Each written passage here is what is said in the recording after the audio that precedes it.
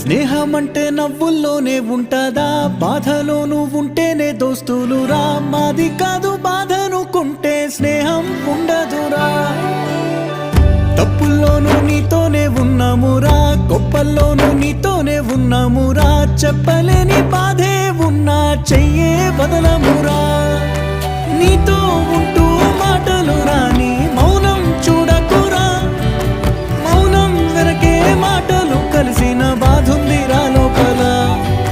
స్నేహంలో నా కోపాలన్నీ కరిగే మేఘాలురా. స్నేహం అంటే ఎప్పుడు ఉండే ఆకాశమే కదరా. అల్లుకున్న తీగతో కలుసుకున్న కులం. స్నేహమన్న మాటలో ముచ్చటైన ముకురం.